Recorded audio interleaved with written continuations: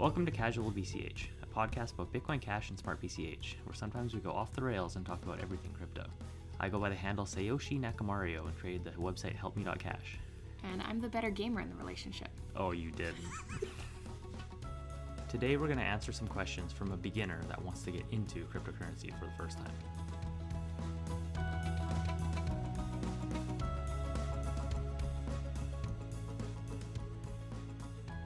So an old friend sent us some questions. Age is not relevant to this. So I previously said that there were some IT people that I tried to get into crypto, and they just considered it a scam. By coincidence, the day after releasing that podcast, one of my buddies contacted me and wants to know more.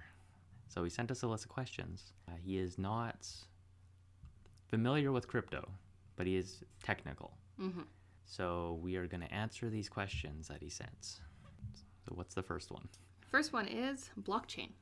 What is it? How does it work? And what exactly makes it unique and valuable? Will it be broken in the near future? So there's this great podcast that went into it a day or two ago. So let's do it again. Okay. So let's break that one down. So what is the blockchain? A network of truth. So the blockchain is a ledger. Okay. So if you think of a bank has a bunch of accounts in it, and those accounts have money in them. It's just a computer database. It just keeps track of that. That's all it does. When you take money out of your account, it takes it off of your account in the ledger. That's it. But there's always a permanent record. It's a permanent record that's stored in the bank. Mm-hmm. If the bank messes up really bad and doesn't do their backups properly, it's all gone. They have to maintain their backups of the database. They're the ones that control the database. Okay. So you're trusting them to keep tabs on your money and to ensure that it's correct. The blockchain is that, but it's maintained by all of the miners around the planet. So you're not relying on one single person to back it up, to make sure it's there. There's many, many, many copies of it, all active at all times. Is that what makes it unique? The technology behind the blockchain would make parts of it unique. So the fact that if you buy a coin, it's your coin, and nobody else has that coin. So that's uniquely your coin. And all of the miners around the world are ensuring that. So basically, they're working for you to make sure that when you have a coin, nobody else has that coin. Kind of like what the bank does with the fact that you put money in, they maintain that you have the money. So it's like a bank in a different form, if you think of it that way. Okay. So why is that valuable compared to just another bank? It goes back down to the fact that no single person or entity controls it. So you're not relying on Wells Fargo or TD Bank or HSBC to maintain your account. If you have a bank account with one of them, they can lock you out and take all your money. Mm-hmm. Technically, like they control it. If the government turns around and says that all left-handed people aren't allowed to have a bank account anymore, yeah, they can technically do that. Like they have that power. So with crypto, they don't have that power. That's true and not true, because with crypto, if you don't specifically take your coins and put them into your own personal wallet, they do have that power still. That's true. Which is why it's so important to be your own banker and control your own money. Yes. But if you leave it on an exchange, you're treating crypto just the same as you would a bank. Mm-hmm. So as you get down into it, it's like an onion. There's multiple layers to this. Mm-hmm. If you consider it like your current cash money, if you have like physical cash or coins, that's technically the same as what's in your bank account. Mm-hmm. But it's not. But it's not. Yeah, there's a difference. It's a digital version where the bank account is saying you gave them this amount of money, you have this. It's a value they put in a spreadsheet and say, here you go, you own this much. Yes. So it's the same thing, but there's nuance to it. There is a difference. Mm-hmm. So you can have your money in the bank or you can have it in cash.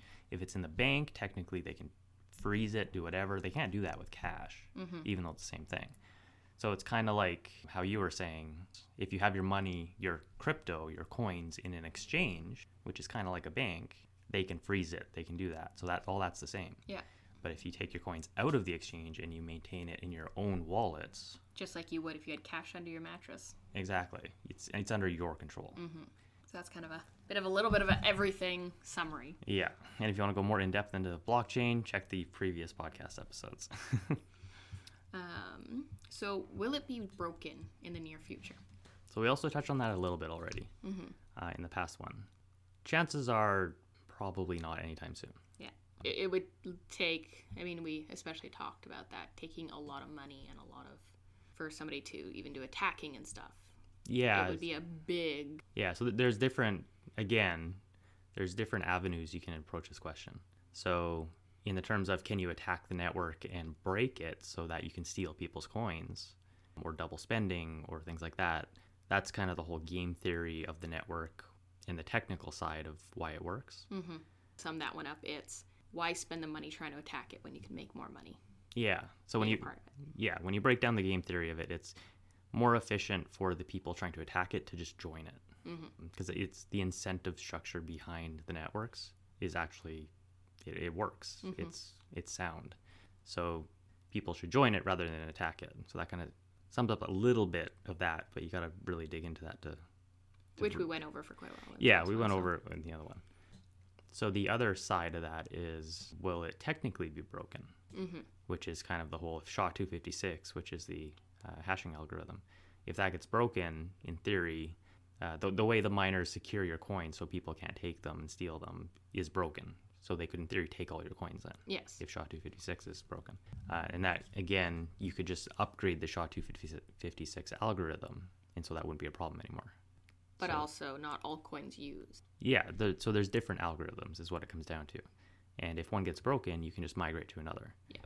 The problem with SHA-256 being broken as well, which we didn't touch on, is that a lot of stuff uses that already. In day-to-day. Yes. Stuff. So like web banking, if you think encryption in general, like a bunch of them are tied to it. If SHA-256 is broken, yes, crypto is going to be a casualty of that. But there's a ton of other stuff that is also going to break because of that. And the government would really ruin themselves by trying to break that. Well, they're always trying to break it because they always want to improve it. So like this flows into like military stuff, top secret things. Like there's more at play than just crypto. Yeah. So if it was going to get broken, it probably wouldn't stay broken for very long. People would know it was broken at some point because bad stuff would start happening. Yeah.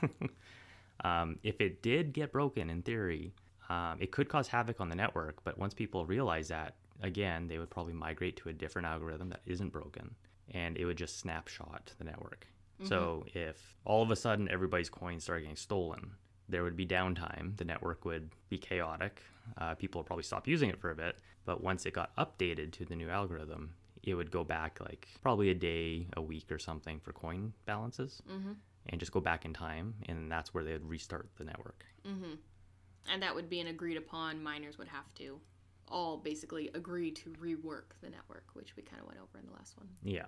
So that would be very chaotic and everything that goes along with that. But will it technically be broken? Probably not in the near term or midterm. Quantum computing is probably what you want to look at for that. Yes. And it's something that a lot of other things would be entwined in. Yeah. So I think that's good. Okay.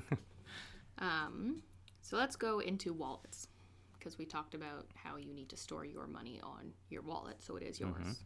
So the question is, I understand this as a digital holding of said coins tokens. Is it encrypted? So it would be the SHA-256 encryption. You maintain your keys, your password.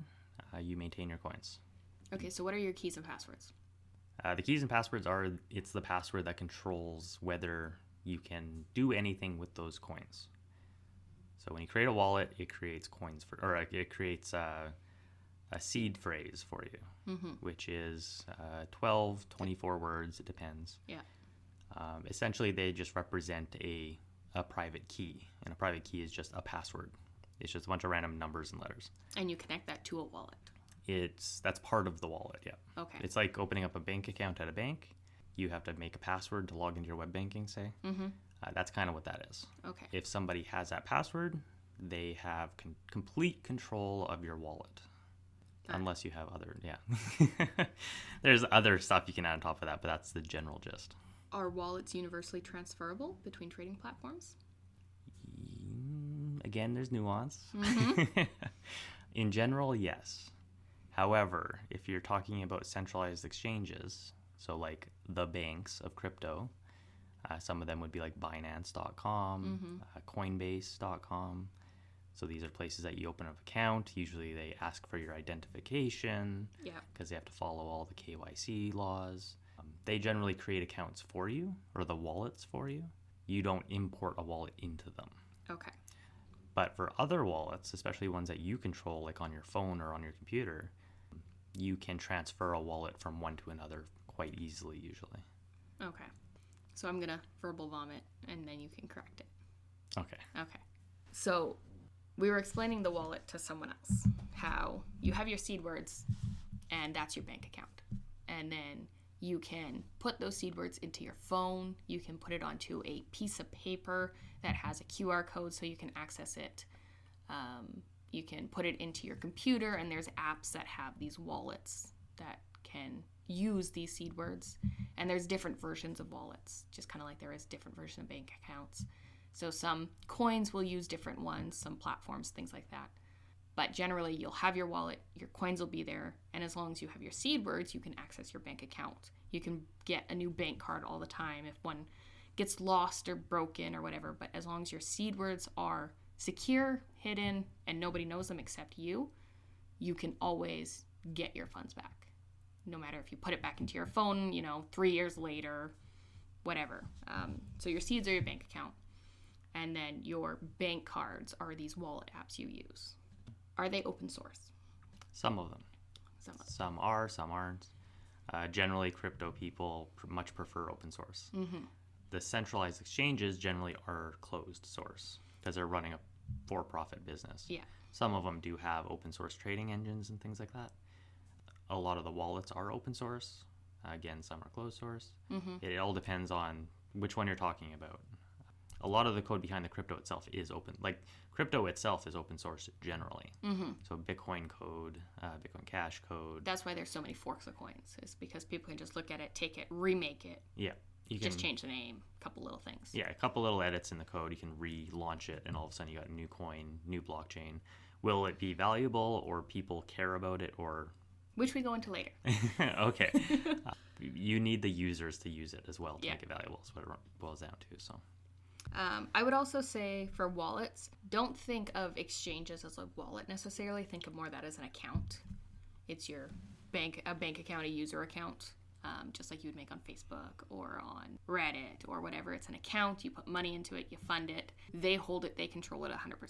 mm-hmm. Whereas a wallet it's your something. It's your cash under your bed. So you always want to bring your money to your wallet and not leave it on an exchange. Just because some people do call, oh, it's in my wallet, but it's on an exchange. It's like, well, that's not really your wallet because you don't control it. Yeah, I'd agree. But there is, again, nuance. I think that's going to be the key word of the day. The word of the day on this. Some people don't want to control their coins. Yes. They don't want the responsibility. They don't want to be responsible for keeping this password, making sure they have it secret, but accessible. Some people shouldn't either. Mm-hmm. Like if you think about people that have maybe memory problems that are older, yeah, they might forget that stuff, so they want somebody to help them with it. Even going into the future, I think some centralized exchanges that put in technology that we won't go into, but it allows them to like help you control your coins, but not actually control them. Those will exist and are options as well. Well, even today, there are banks that are looking at you can invest into crypto. Mm-hmm. And that's just going to get more and more as time goes on, most likely. So there are going to be options for those other people who shouldn't necessarily control or don't want to control their money. Yeah. And there will always be risks that come with that. But as time goes on, rules and regulations get put in. Hopefully those people will be safe. Hopefully. So custodial options, they exist. Yeah. Yeah. So coins and tokens. Okay. I hear coins and tokens. What's the difference? Not much. Yeah, that's what They're kind of the same thing with nuance. So we'll take something like Ethereum. Mm-hmm. So Ethereum is the number 2 cryptocurrency in terms of market cap, which you can argue is important or not. Yeah. So Ethereum has the Ethereum coin, the Ethereum token that's on its network. That's its native token. But Ethereum is a cryptocurrency that is, like we mentioned before, is like a toolbox, a utility box. It allows you to create tokens on it as well that aren't Ethereum. Mm-hmm. So a lot of companies do this and games do this where they create their own token on Ethereum and they can move it back and forth and they have control of it. But it's secured by the Ethereum blockchain, because that's what the token is running on. Mm-hmm. I mean, a lot of people use them both to describe the same thing as well. Yeah, it is kind of... There's not like a really super clear definition between the two. Yeah, that one's not really it's a crypto. Yeah. Yeah, I would say coin token is just... It's as far as I understand it, there's not a clear definition. So when you're talking about one, there probably is, but a clear definition, that is. So yeah, when you're talking about one, you need to look into the token you're specifically talking about. Mm-hmm.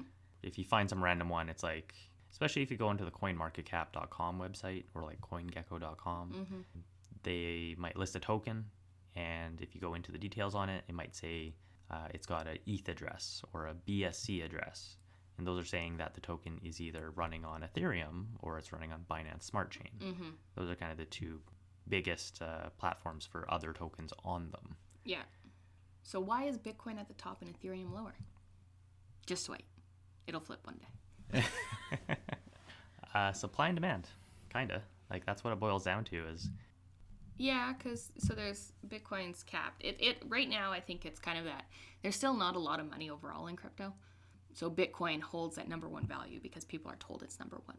So you should invest into it and it'll always go up. But there's no real reason for it. Whereas Ethereum has a reason for people to buy into Ethereum and move to other tokens and use that blockchain. True. I would still kind of argue it's still supply and demand, though. So Bitcoin has the network effect behind it of it was the first. More people know about it. More people have got into it.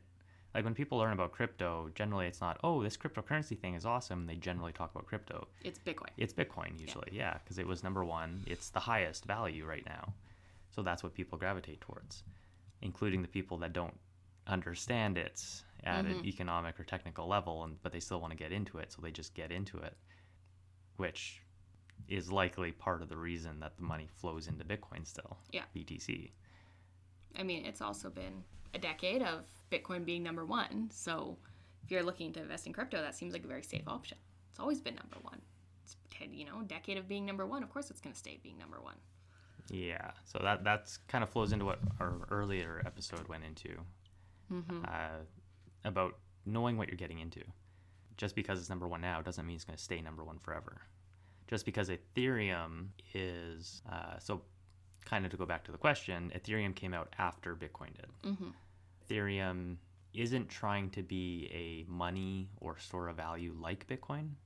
It was more of an interesting code project to run like distributed database around the world with these miners enforcing smart contracts and all the utility that enables. So it's like a cool little geeky nerd project, essentially. They wanted to build it on Bitcoin. Yes. So history-wise, they wanted to build on Bitcoin. They couldn't. Mm-hmm. Not really relevant, though. No, but that's just going to show that Ethereum, it could have been built on Bitcoin and it could have been a great project as one. But just because they're two different coins doesn't mean that Bitcoin doesn't have the potential to also be an Ethereum-like project. In terms of Bitcoin Cash. In terms of Bitcoin Cash. Just to try and wedge that in there. I mean, it is a BCH podcast. That's true. So do they have the same principles, Bitcoin and Ethereum? No. When you look into coins, it's why do they exist? What's their use case? What's the user base behind it? What's their ethos? So BTC, just to give a quick rundown, I guess, again, refer to the previous podcast. BTC is about putting your money in and speculating that's going to go up in value so they can sell it for more. Mm-hmm. That's kind of all it is. It's a savings account.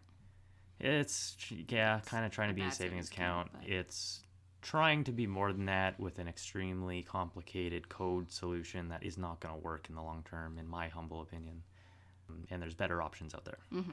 And then Ethereum. Ethereum is a smart contract platform that allows new use cases for things that haven't existed before. So everything from smart contracts for decentralized finance, farming, staking, data storage, NFTs. There's so many potential projects to be built onto Ethereum. So that kind of sums up Ethereum really quick. Going to the next question. It seems like any dipshit with an internet connection can create a crypto these days. What makes crypto valuable? And how do you base your opinion of worth/trust on any in particular? So any dipshit can create their own crypto today. Completely. It is very easy. Literally just put in what do you want it to be called and hit create. Pretty much. No coding required at all.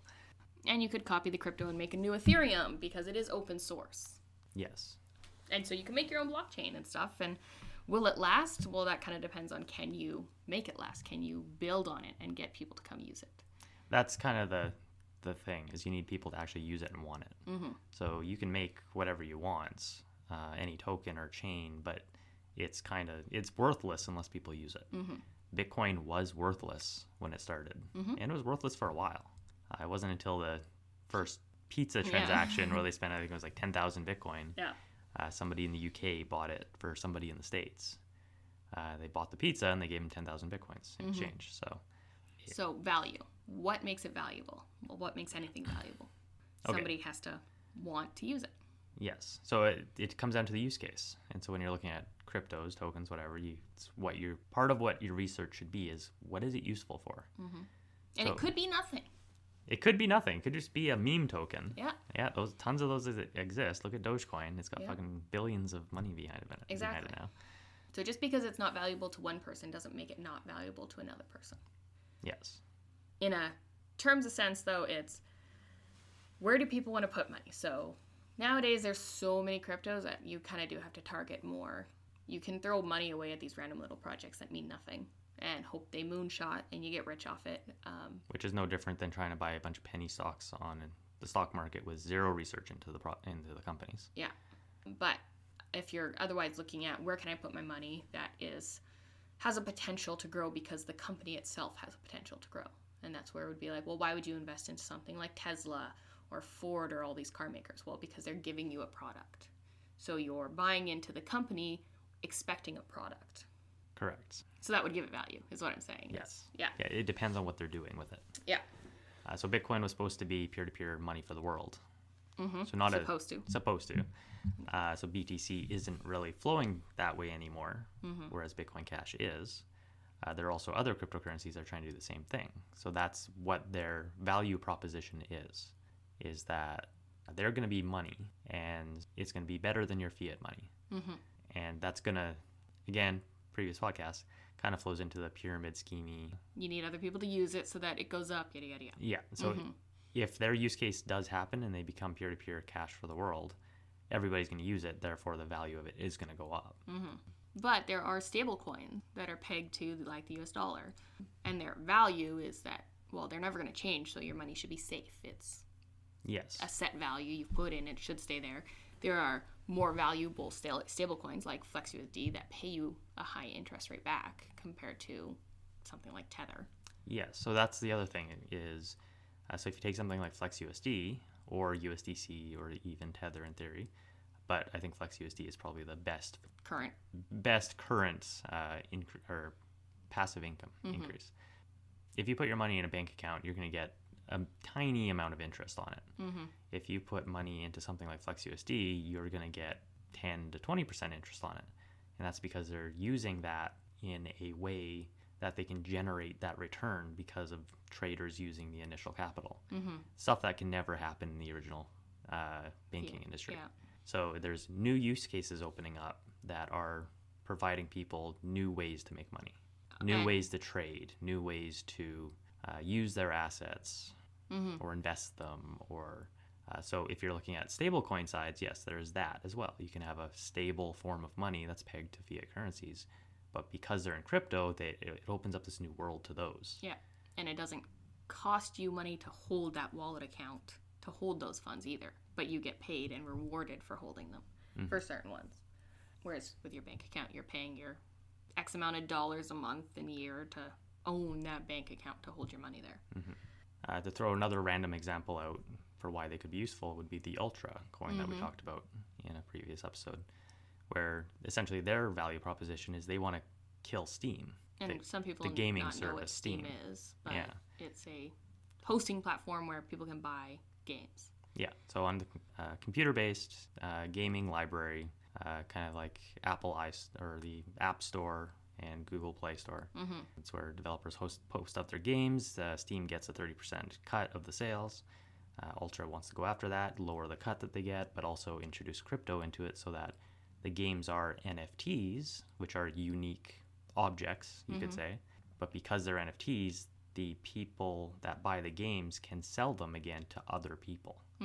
Which is a huge value in itself. Yeah, so from a gamer point of view, you can resell your games and get some of the money back for games you don't play anymore.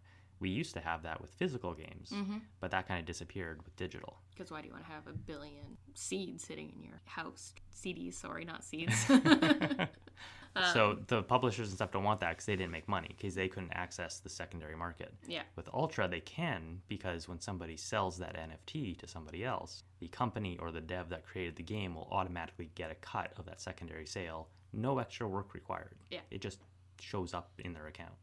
And to take it up a notch, you could do the same thing with cars and houses. You would have your house would be an NFT, so you would use it to sell instead of some random piece of paper that says yes, you own it in the government's database of a bunch of stuff that half the stuff gets lost and burnt, and the difference would be the NFT would be on the blockchain, so anybody would be able to find it. It would always be there. It's permanent, and you could transfer it, and you no longer own it. You can't say you own it because you sent it away. Correct. So NFTs have a huge value case long term.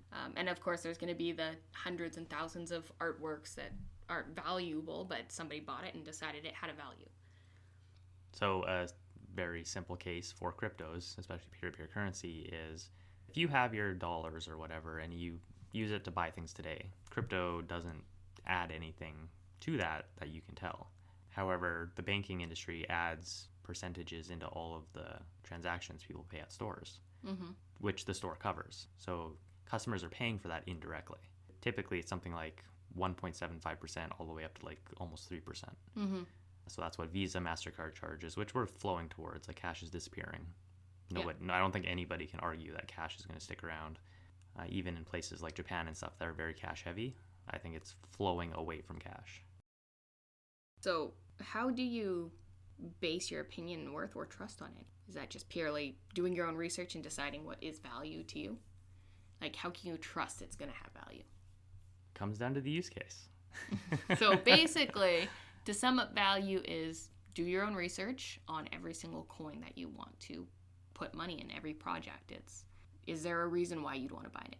Same thing with our current stock marks and stuff like that. Or when you go into the mall and you see shopping stores, why does something have value? Do you want to put your money to it? Yes or no? Yes. And because crypto is still relatively early, there's new companies popping up all the time with new use cases, and a lot of them go under, but some of them stick around because they actually add value. And there are 100% there are scams around every corner promising you everywhere. Diamonds galore, and they're going to give you XYZ, and it's just to the moon. Yeah, it comes with the territory and the risk. So on to the next question. Exchanging. Okay. How do we convert earned dollars to coins, to growth, to other coins, back to dollars in my bank account? What about fees and taxes? Is it truly liquid? Are there any pitfalls or noob traps? A ton.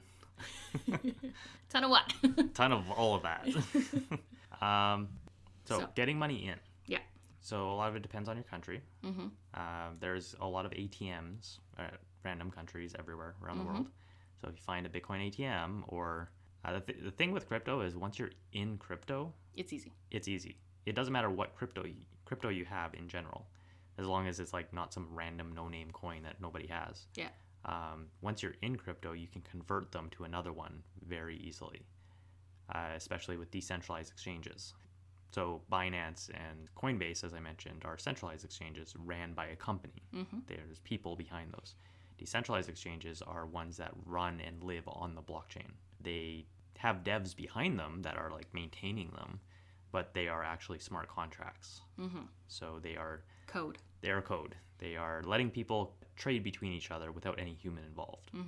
So once you're in crypto, you can use those. There's nobody who's going to stop you from using them. There's nobody that can stop you from using them. The problem is getting your fiat into crypto and also getting your crypto out into fiats. Yeah. That's where the roadblocks are. So a lot of that will come down to what country are you in? Do they have exchanges available? What are your rules and regulations based off that? The majority of it will be if you can't find an ATM or somebody in an actual other person to sell you crypto, you're going to be most likely KYCing, signing up with one of these exchanges, connecting your bank account, and sending money to it. And then from then, you are going to buy what crypto you want. Mm-hmm. So that's in at least the North America and Europe style places, very typical of how you buy stock. Mm-hmm. You connect to a company that has these connections into all these things, make an account, KYC with them, and then you can send money in and do whatever. And then, you can buy the coins. And then once you want to bring it back, you're basically going to take that coin that you have and you're going to send it to the exchange or for other coins, whatever the exchange coin accepts, and you're going to send it back to your account. So taxes and stuff entirely depends on the country. Mm-hmm. A lot of countries do have taxes on it. Some classify crypto as property. So there's like capital gains taxes that apply depending on the country. Some specify it as a currency. So different laws apply. Some countries specify it as multiple things. Like I know the US is really bad for that, but they got like 5 different regulatory agencies or something, and like 3 of them classify it totally separately. Mm-hmm. So it depends on your country, depends on your laws. I think Germany, for an example, classifies it as currency. Could be wrong. And there's no taxes on it if you hold it for over a year or something like that. So and like Spain, I think, is one of the ones that are good for cryptocurrency taking out tax-wise. Mm-hmm. So it all depends. Yeah. It might add to your income. It might require taxing. That's on you to look up what laws of your country are. Is it truly liquid? Cryptocurrency. If you want to trade it, when you're in crypto, you can trade it. Yeah. If you want to get into fiat, you should be able to get into fiat. It's just how you do it. So I would say yes, it is very liquid. It depends on how much you're trading. If you want to trade $50 billion, you're going to take some hoops. Yeah, you're not going to be able to trade in certain places for that because that's a lot. I mean, there's certain coins where you could do that and you are just going to be losing a lot of value. Probably, yeah. So noob traps. Everywhere, around every corner. If you don't know what you're doing, look it up. Read before you do it. Make sure what you're sending it to is, you know where it's going. If you're sending it to your wallet, make sure it's your wallet. If you're sending it to an exchange, check the address you're sending it to. And if you're going to try something new, start with a small amount. Make sure it works. Make sure you sent it right. And then once you get a hang of it, you know what you're doing, you trust what you're doing, that's when you can start doing your actual value that you want to send through. Mm-hmm.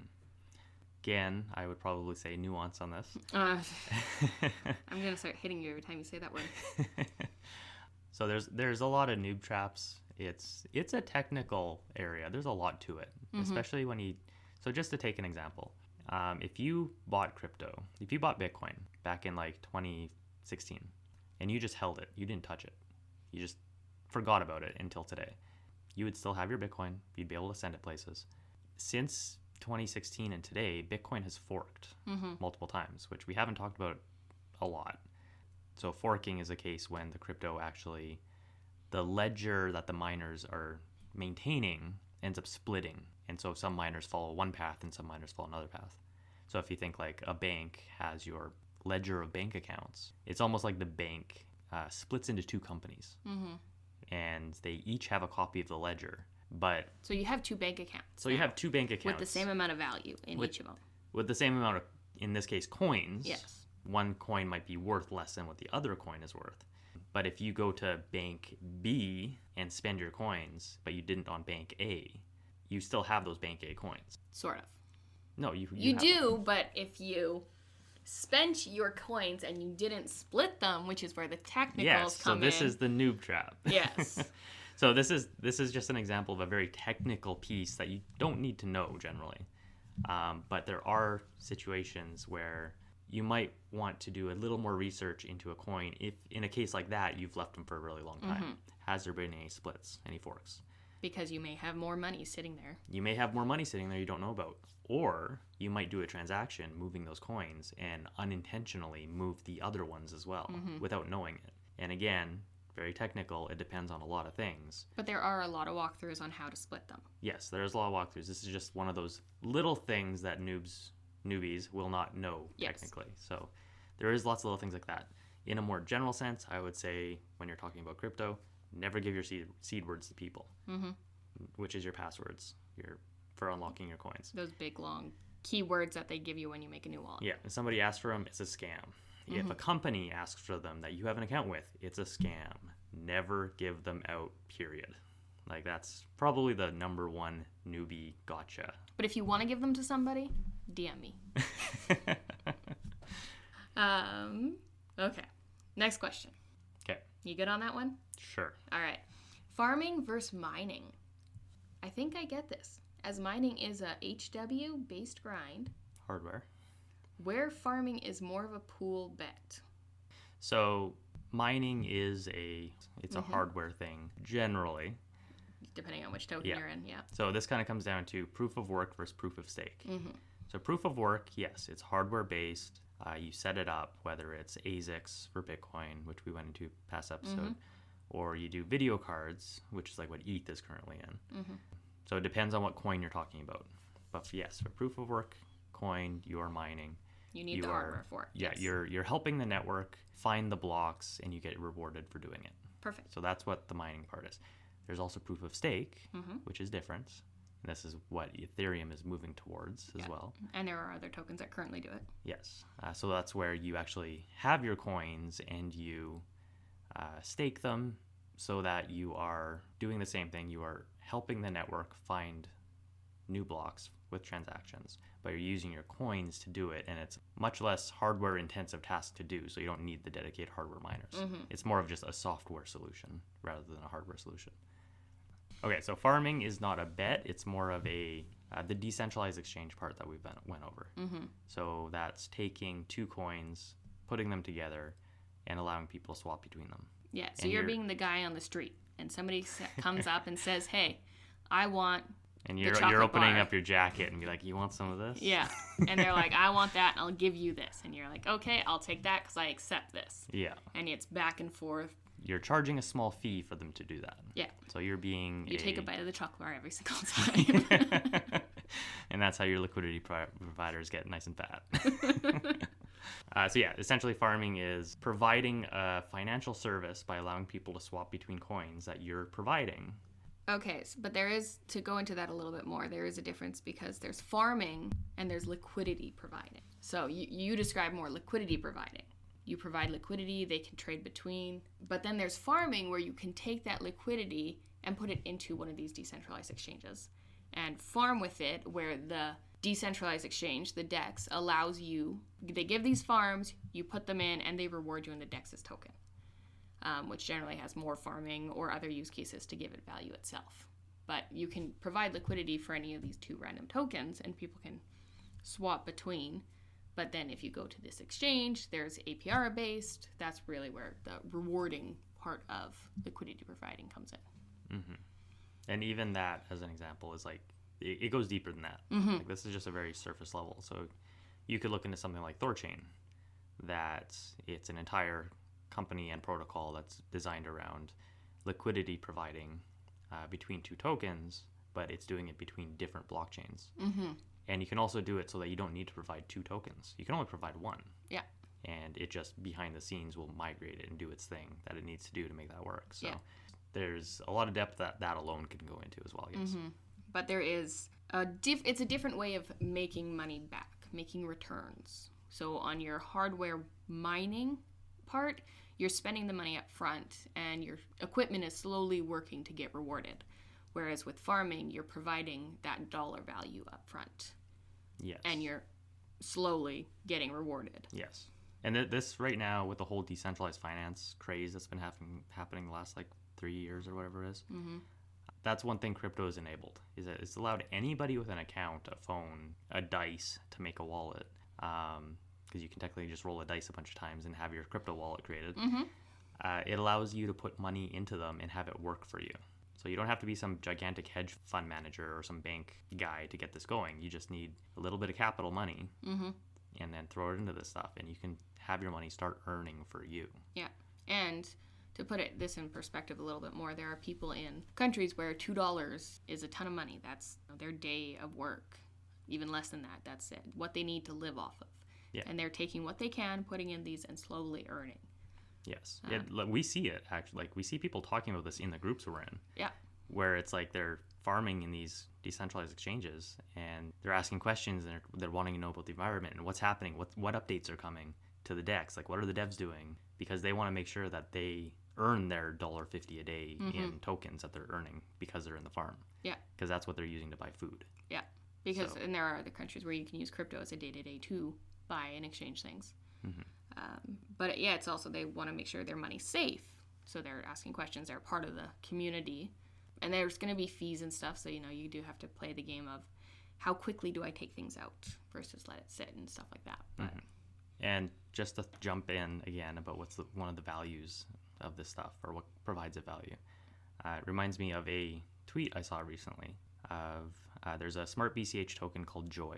And it's a little token that this small group of devs made for this website where you can play Bitcoin Cash games. So it's like just little games on this website.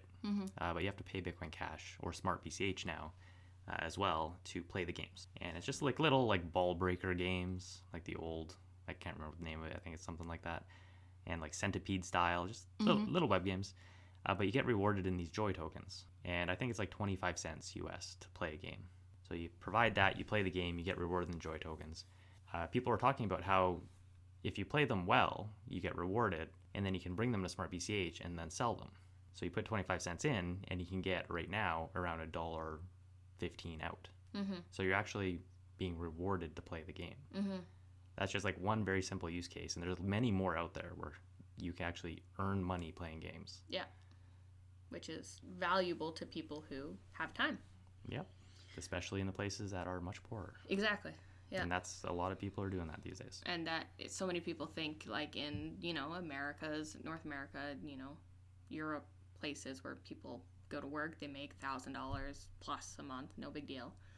So they're like, oh, I only make $1 a day. Well, what's the point of that? It's like, well, not everything's about you. There's a whole world that's using crypto now.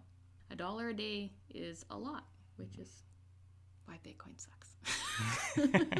That's what I was going to say, but kind of a...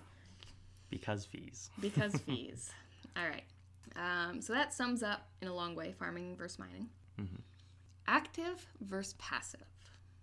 I think I know the answer, but I'm curious about your opinions on activity. I imagine I could full-time day trade, but are there enough stable options for long-term passive growth?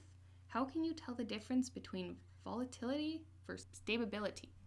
So day trading is a whole other side of crypto, and that's where most people get burned. And unless you have a lot of time to sit there and watch and play the game, and that's something you passionately want to do, or even not passionately, but you want to take that risk, go for it.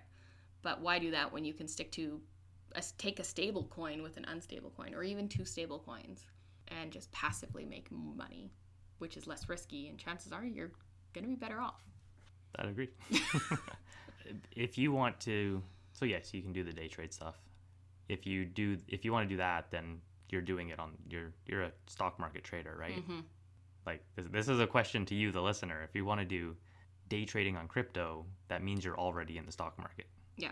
Like you should be, right? Like that's what you want to do. That's what you're doing. Yeah. Why are you doing it to crypto and not that other stuff? Like it's the exact same thing. And it's way more volatile in crypto than it is on the stock market. So in theory, if you're not doing it on the stock market because it's slow and you can play the game of like, oh, I can invest into pot stocks, and on 420 I know it's gonna pump, so that's when I'm gonna sell. But that's what everybody else is thinking. So you're playing the long game, and with crypto, you're like, well, oh, something's coming up, so I'm gonna buy the news, sell the release game, all that stuff, which people do in crypto. You can play that game. Absolutely. And people make money. Absolutely. But at the same time, how do you know you're not buying at the high and selling at the low? Yeah. So I think my point is if you're getting into crypto and you're not already trading on the stock market actively, then don't trade on crypto actively. Yeah. Look into the projects, see what their value is. Make investments. Don't try to just make quick gains, because it could work out, but especially if you're new to the space, chances are you are going to get burned. Yeah. And if you want to do it, pick a safe option first. Do something like the farming. Find a good, more secure as crypto can get, place to farm. And then take those rewards and play around with that. If that's something you want to try, do it with the reward money, not the money that you're afraid to lose. Yes. And if you're going to do farming and things like that, look up impermanent loss. Yes. We're not going to go into it right now, but essentially the money you put in, you might not get all of it back out. Which is what the rewards are for. Hopefully, yep. Videos, there are so many videos on that. So crypto, in terms of volatility and stability, it's very volatile in general. And that's, again, crypto in general. Crypto is small, the amount of money in it. So even if you had a product that is very safe and stable, it could be very volatile still, just because there's not many people into it. Yeah.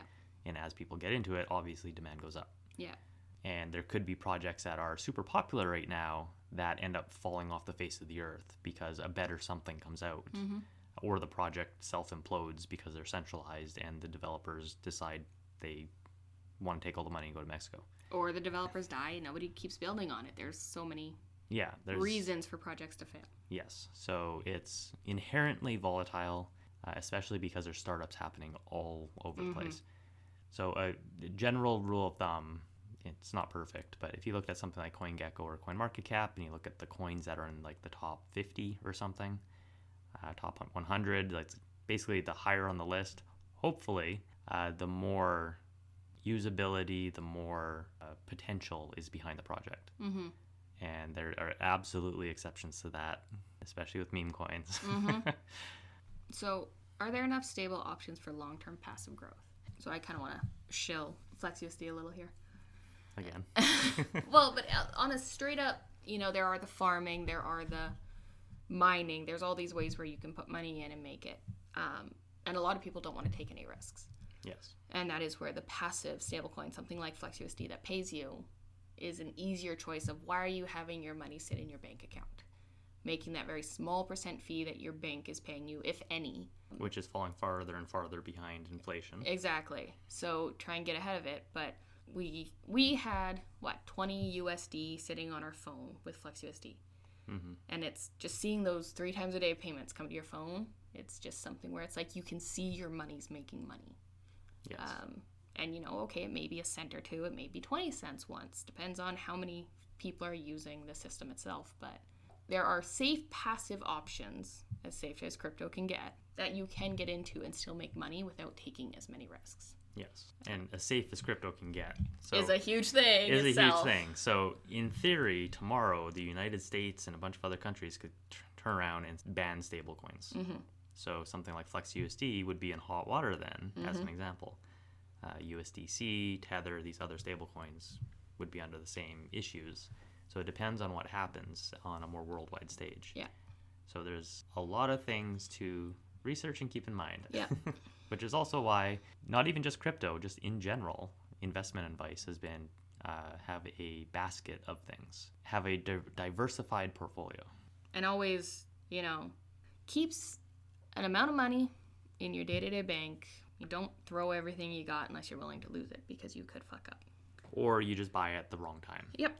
You could have bought at the top of the 2017 bull run and been very far down in percentage-wise for years. Yeah, and you might have panic sold and lost a ton of money, or you might have held it and now you've made money. Which also comes down to investing in cryptos that are worth it. Long-term use case. In other words, lots of research. Lots of research. Patterns.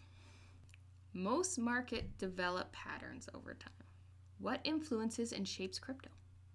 I see a lot of hype train kind of shit, but I would bet there's some underlying fundamentals that influence things. What are they?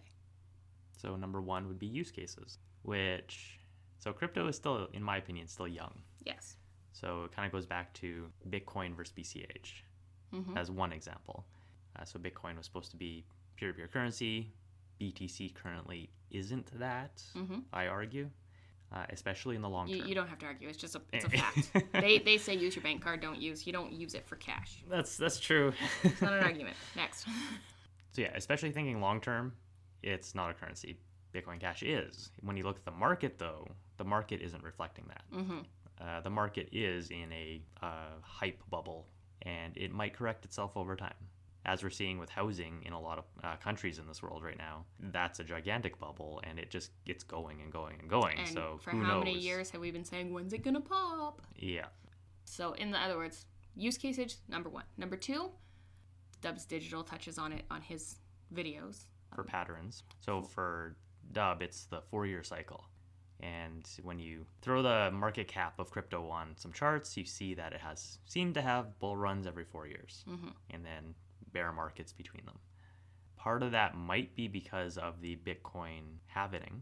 So at technical level, the amount of Bitcoins that miners make in every block that they earn goes down every 4 years, which probably it does have a lot to do with the 4-year cycle mantra. It just makes sense. Yeah. So as the supply starts shrinking, the demand starts going up. And if you add more users getting into the network, that also adds to the demand. So that could also cause the price to increase. Yeah. And so that would be a supply and demand. It basically supply demand. Different cryptos, different situations, different tokenomics, as they call them, for like the amount of coins, when they're released, et cetera, et cetera. Yeah. A lot of things are just generally tied to Bitcoin itself. For now. Yeah. Just because it's number one, it seems to kind of drive the market, and I would argue that's because people are getting into it for the first time, don't necessarily know the economics technical behind it, and especially when you're talking about people with large amounts of money, when you're talking like hedge funds and banks and countries, and the incentives of the network, which our past video touches on. So people that are invested into BTC, even if they potentially know about the economics and the technicals behind it, they might still push BTC as what you should get just because they are in it, even though better options exist. Yeah, and that's the pyramid scheme style. Yes. In the end, everybody has a different view of what a pattern is crypto and what makes it go up. Some may have value, some may not.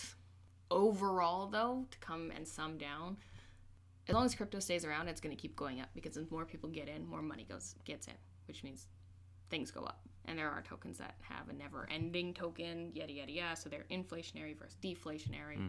Do your own research. Look into the token. Read about it. Understand it. Yes. I'll echo that as well, though. Crypto is going to keep going up.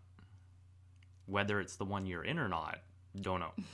But Pandora's box was opened. It's not going away. No. Hasn't gone away for 10, 11 years now.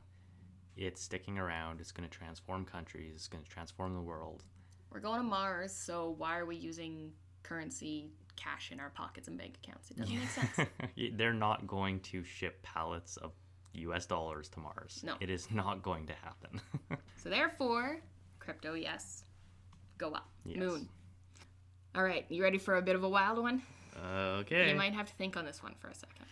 I'll break my brain. Yeah. So if you had to explain crypto and had to compose some steps and a checklist to teach a completely uninformed being about crypto, what are they? So if you're going to teach a completely uninformed being about crypto, I would think the easiest place to start would be the money use case. So essentially you're going to explain to this being, what is money? And that own is a complicated subject. That can be quite complicated, and I think it would essentially come down to what is money, what is value. In a crypto sense, it would be, how is it better than current money and past monies? And that would roughly break down to, crypto is a worldwide network. Yeah. You can send it anywhere you want. Worldwide currency. Worldwide currency. That you own. That you own, that is backed by a worldwide distributed network that can't be taken over easily, if at all. More secure than what we currently have. So, steps. Skipping the what is crypto, because we kind of already went in that. Yeah. What would be some steps that you would use to teach this person on the money side of it? So Bitcoin Cash is actually really good for this, for what people in it do at meetups and things like that. They get people just to install the bitcoin.com wallet.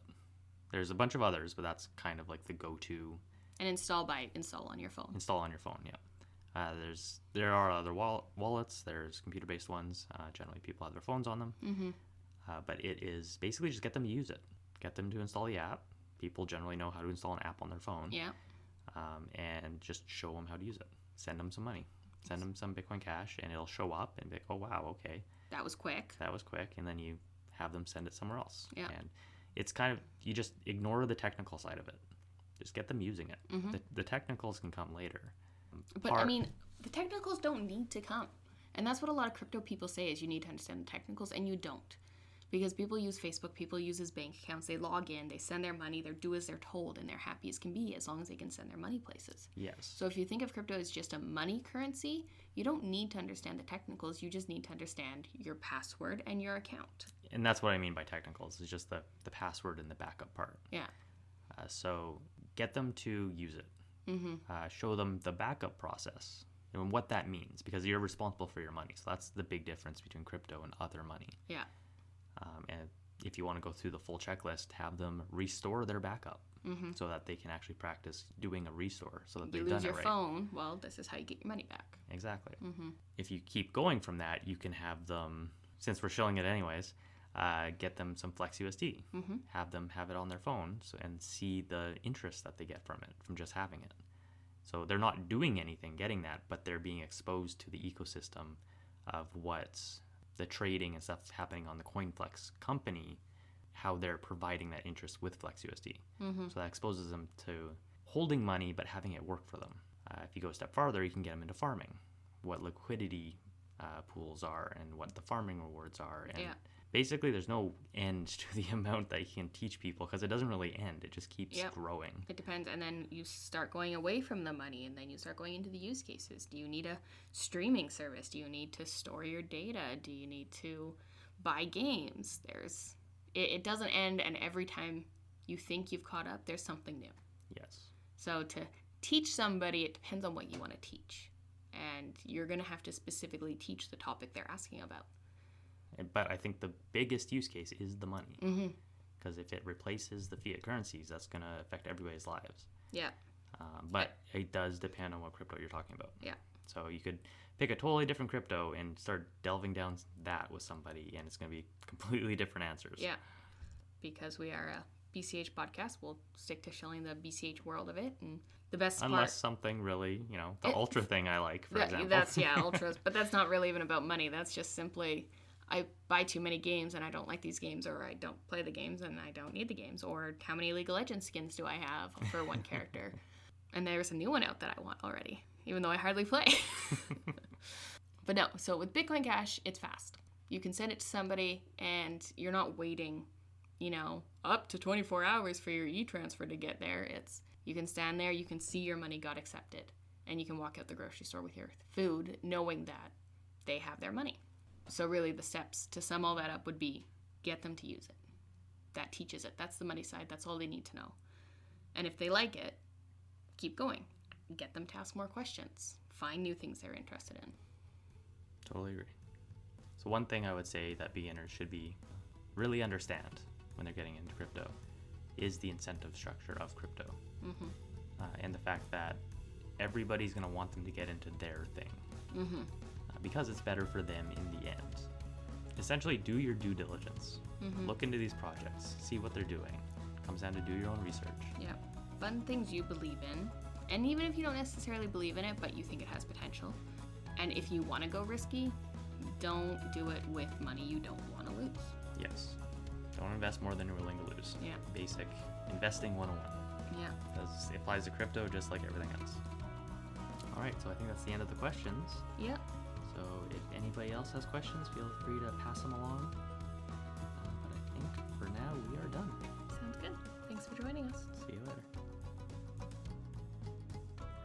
And I am still the better gamer. Oh, I know you'll cut that, but still.